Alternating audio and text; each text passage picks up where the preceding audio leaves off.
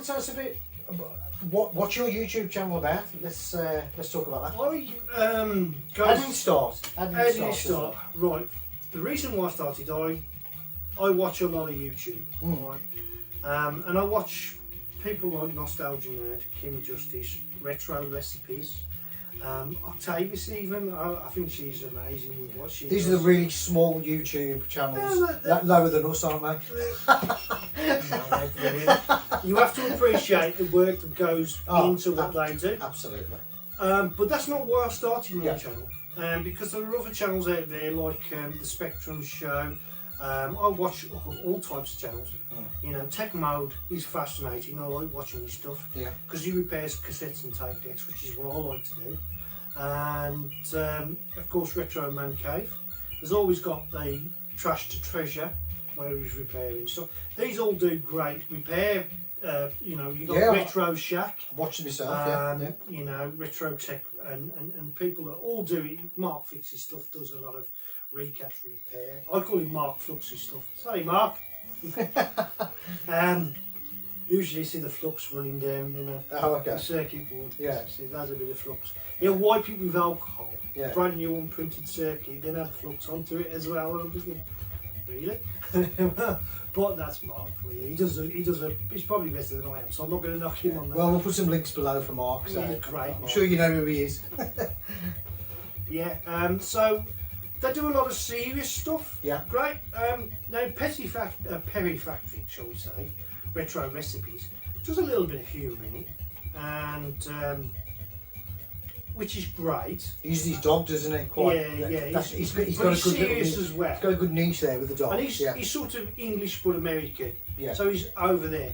And then you got TJ Ferris, who's I hadn't heard about after I started my channel. Yeah, TJ. Yeah. He's kind of comical, but it's like you can see he's discovering the system really for the first time, and you can see his naivety, but he has a genuine passion and love. Yeah. And because of his age, and he's only just started playing. That comes through, doesn't it? He's absolutely rubbish at playing alone. Sorry, TJ, but you are dreadful at them, and he does use a lot of bad language. But that's him, and that's his character. And that's what people love about his channel. At the same time, he'll pick up on a game, and you think, well, I've got to play that game.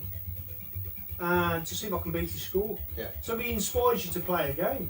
And what I do with my channel is, because people are creating new games all the time, and I'm thinking, I like to do a proper my version of an interview on these games, and I like to play them and say what I think.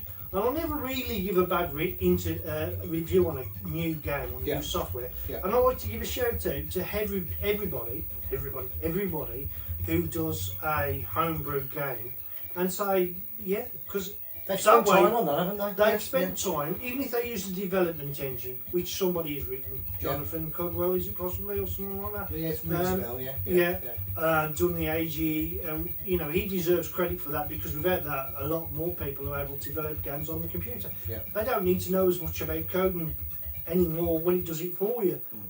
So they've lost a little bit of that, but they can develop some great platforming games. They tend to become a bit samey now, with the same sounds and same, but every now and then you get a breakout game. And it's good to see somebody thinking outside the box. You've touched out on triangle, circle, square this week alone. That's thinking outside of the box. It's not great graphics, is it? It doesn't need to be great graphics. It's effective. It's got a circle, a triangle, a square, and colour clash. There's none, because it runs with the colours it's got. Yeah. Right. So you don't need great graphics to have a great game. This is very true. Gameplay. Yeah. Right. The gameplay. There are many games from '83, '84 that didn't have great graphics compared to some of the games that are coming out now. But the gameplay was there. That's the main thing. And it was creative and inventive. I remember playing for hours a text game called Millionaire. Okay. Thinking if I learn to beat this system, when I get older, I'll be a millionaire because I learned to beat the real system. No, it doesn't work like that. But it was a great game for me at the time. And, you know, Honest Harry always used to sell me a bit of a dodgy deal occasionally. That was where I was probably going wrong. Honest Harry. Have you ever played that game? No. It's a great game to play. Honestly, play it. You're running a software company. Okay. You can program, and you have to sell as many tapes as possible. And you watch your stock go up and you share. And as you get more and more money, your building gets bigger until you get to the final building, which is a mansion, millionaire mansion. Yeah. Which is really hard to achieve, right? Because after 1987, it all goes downhill. It starts from 1982, and you build up. But there was gameplay in that, so I like to give a shout out to those sorts of games. Yeah. But it's not just about that. It's not just about these new games going out. There are a lot of games that you see the same game posted time and time again on the Facebook group, which is great.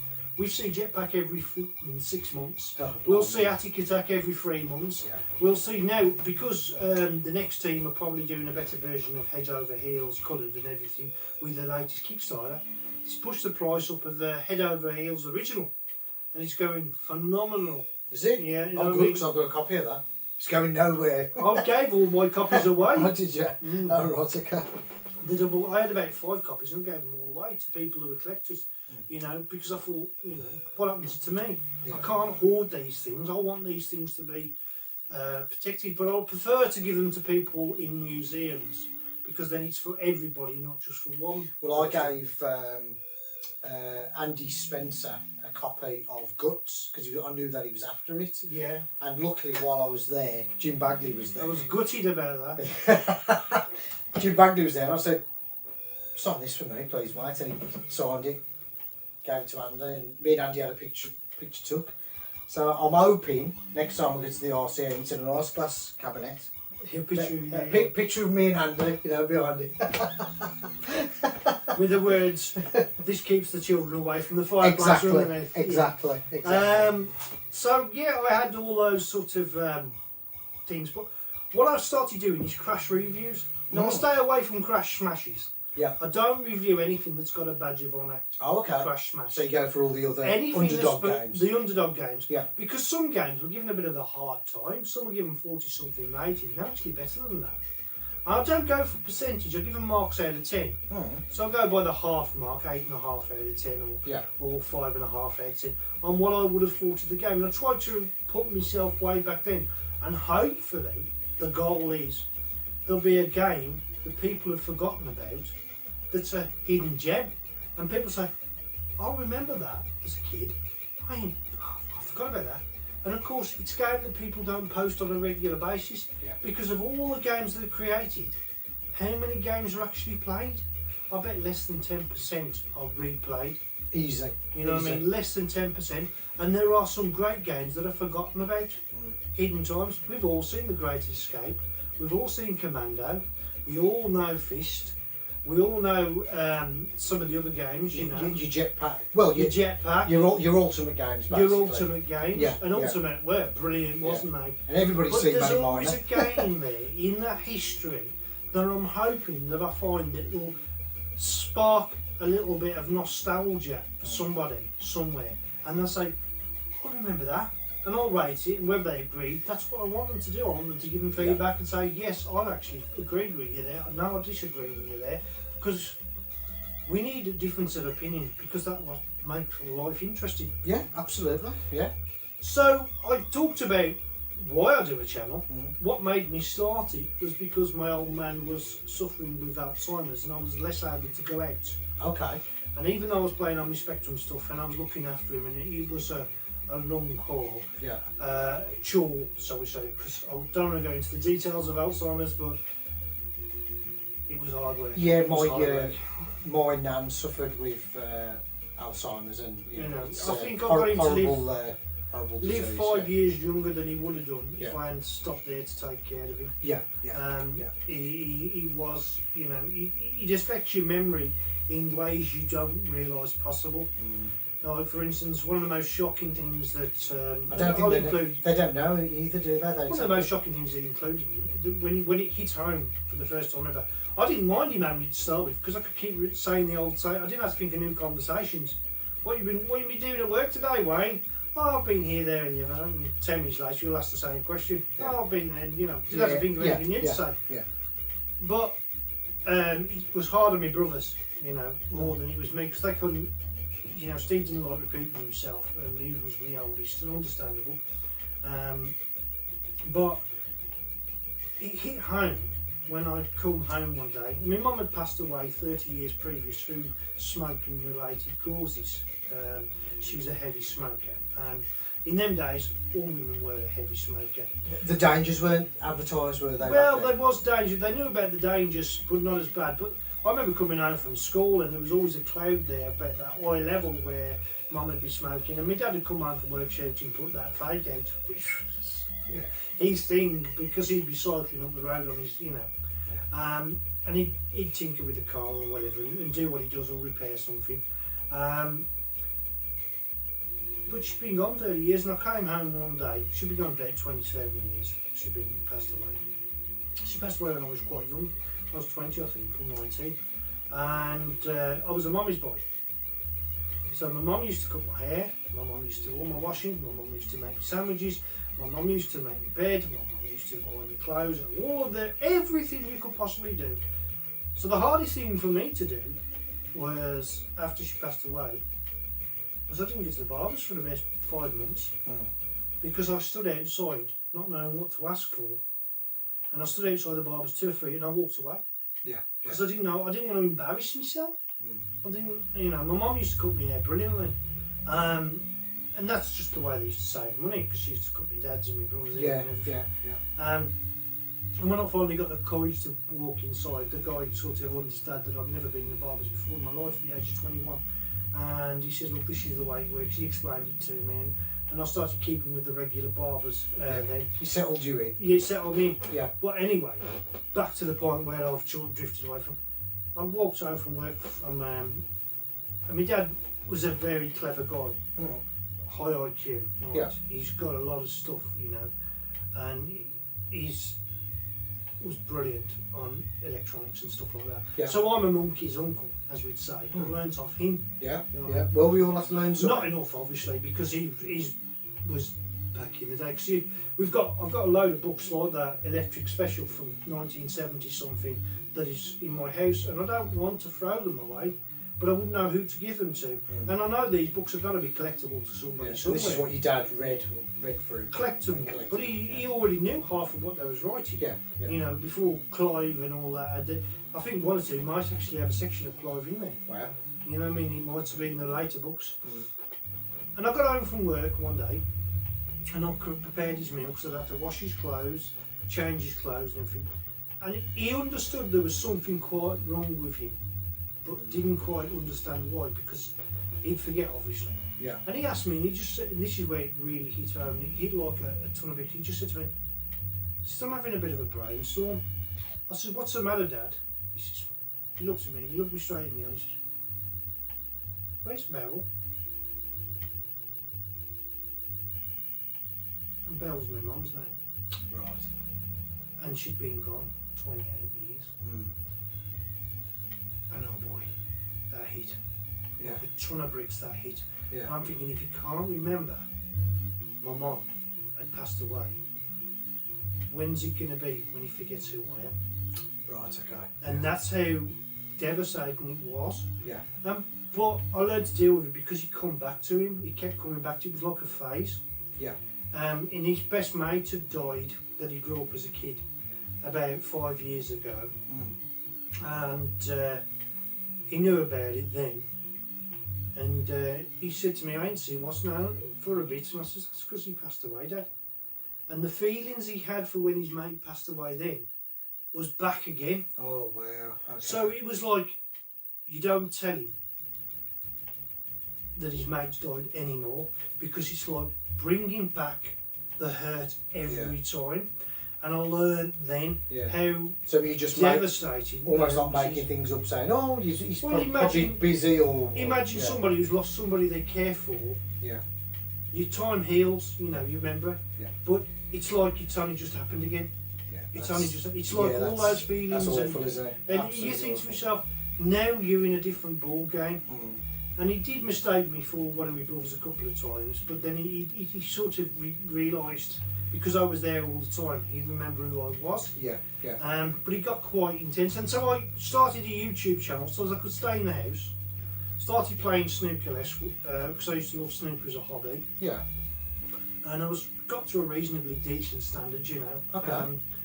I think I've seen some of your snooker videos, yeah. Yeah, and then because I started a YouTube channel, I wanted to do something a bit more light-hearted, a bit more as when we was children sort of thing, because from a perspective of a child, how excited we was, I wanted to get some of that energy and excitement back into the show, and not just be another dull, this is from so-and-so there, from this, that and the other. And I thought, enough people do documentaries on that. Yeah, I want to do something different, yeah. you know. And I saw a lot of people on gaming channels for PlayStation. They did the picture up there and they had the boss name and they was going through the games and there was people streaming. I thought, why don't I do something like that for the retro community, the Spectrum lovers or the Commodore lovers? And so I did that. That was our version of what they do. Yeah. And the next come out at this point? Or I'd mixed this before? I'd missed the Kickstarter for the next. Okay. The next had just come out. Yeah. Right. I'd been to a revival event and there was a Blue Spectrum. I'd met Jim Badley there and I had no idea who he was. Right, and you know what? I did a similar thing. One of the, I think I remember speaking to him about this. But one of the, because I always used to go to the retro revivals organised by Craig Turner, and I remember going to one of them and looking at this guy with the long hair, thinking, and I kept looking at him thinking, I know who you are, but I don't know your name.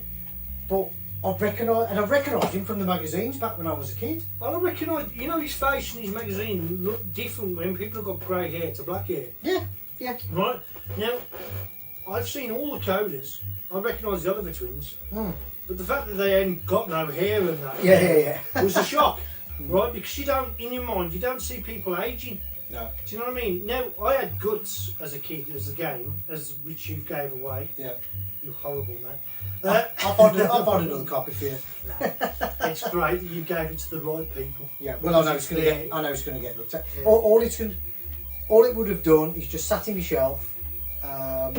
It's the same here. It's the reason And I love why I give stuff away. Yeah, I love the Retro Computer Museum in Leicester. I want people who collect it and genuinely got a passion for it to have these things. Yeah. That's why I learned to repair computers. I mean, I was a bit worried because I was too shaky with my hands because, you know, I had a little bit of nerve damage from coming off my pedal bike. Oh, okay. Because I played football every day of the week. Everybody used to play football every day of the week. Absolutely. Didn't they? Yeah. Darren Jones over the road sadly passed away a couple of years ago as a friend of mine. He was one of the people who used to drag me off the Spectrum to go and play football. Yeah. And he was a really good footballer and he loved his Aston Villa, sadly to say. I'm an Albion fan. Doesn't interest me at all, football.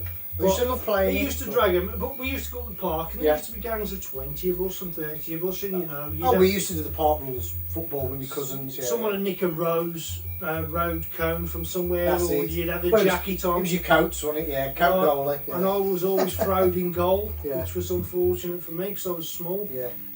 Because nobody else liked going in goal. One set of goals was always longer than your own. Well, I used to have it when they was all facing and playing the other way. I used to bring my goal post in a bit to make it easier for me to save goals till they cottoned on. You know what I mean? But there was that. But yeah, so that's the reason why I started the channel overall. Yeah. It was an escape, and I could be upstairs with the cameras to keep my old man downstairs. Yeah. And I did do that and had a bit of a fun time. It was very basic and that.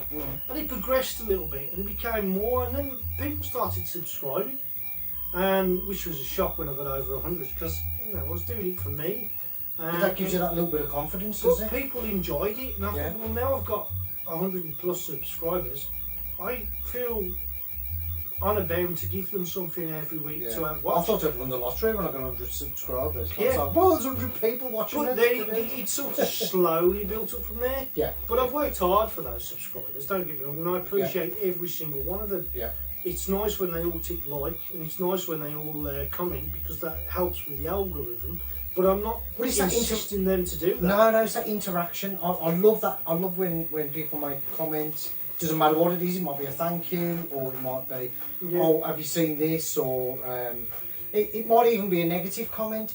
But all the comments I see, they're all for a positive reason for you to progress into your videos. Well, I heartily support every single YouTuber I come across. Yeah. Every single one, because I think they all do something special. We're creating our, shall we say, bedroom coded television. Yeah, for today. Yeah, I suppose so. Yeah, that's one way of looking at it. Everyone's got something different to offer. Yeah. You know, whether you watch, I like all sorts. Yeah. I'll say Tech Mode. I watch Victor Van Doomcock, who does a lot about Hollywood and stuff like that. He's got some really good connections. I watch Heels versus Babyface.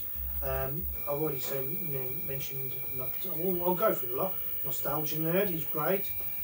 Retro Recipes, Mark Fix's stuff. The Retro Man Cave, he's got a couple of channels. You know, there's so many great YouTubers out there, and I praise them all. Even OJ Duffy does some good stuff, you know, I like what he does. Yeah. Slope's Game Room, he's got a real energy and a good voice. Slope says, hey guys, welcome to Kick Scammers. Sorry, Slope. And I even do impersonations and parody videos, but I keep them to myself. Oh, we need to see those, yeah. I did one on. We need a compilation of those. I thought Compilation. you have to judge people, and I did one on Mark Fix's stuff. And I did the big thing because he goes, "Are we going to fix this right now?" He does that. Oh, okay. And I've got the Jelly Baby, and I just bit the head off because he's got the Jelly Crew, Right. and stuff like that. And I like doing a parody of people, because I was growing up on sketch scenes. I grew up on Blackadder. Yeah. Yeah. Obviously, the New Statesman. I loved that. You know, Open All Hours. Yeah. Watched Porridge, all those, yeah. and all those sorts of comedy. The TV was full of comedy then, wasn't it? It was better written as well. Yeah. They didn't have to. Young Ones, did you watch the Young Ones? Yeah, of course I love the Young absolute Ones. class. You know, I mean, even that record that Cliff Richard took, you know, Young One. It was good fun, good humour. Yeah. But they can't do that now. No. Because they have to be too politically correct. Rowan Atkinson's done a speech on why comedy, and there's another guy who's done a good video about the Snowflake generation, who I heartily recommend. I can't think of his name, but Aaron, his name is. Aaron is, and he does a great video on, it's good to feel insulted a little bit, right? Somebody takes the mickey out of me about my big nose, bald head, big ears, saying I look like Roland Rat. I laugh at myself because I find it funny, right? My brother was taking the mickey out of me all my life, so I had to learn to laugh at myself because the alternative is to cry. But I like that. If you can take the mickey out yourself, which is what I do a lot of anyways, then people warm to you. It's also it's a good. It's not. It's a good superpower. That is. It's a very good superpower. Not take life too seriously. No. If you can laugh at yourself, then nobody will penetrate that shield. Nobody.